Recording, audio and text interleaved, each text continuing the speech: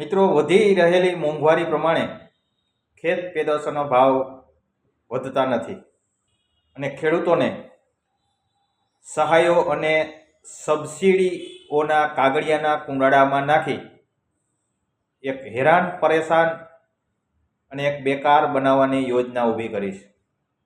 મિત્રો, ખરેખર ખેત પેદાશો સિવાય ટોટલી ચીજ વસ્તુઓમાં 2 થી 3 ગણા 4 ગણા ભાવ વધી ગયા છે.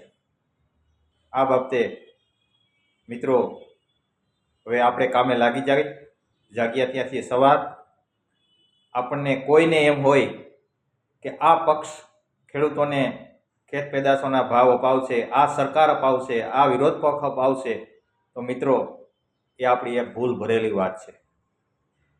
માત્ર ને માત્ર ખેડૂતોના ભાગલા પડાવી એક ખેડૂતોનું શોષણ કરવાની એક વ્યૂહરચના છે.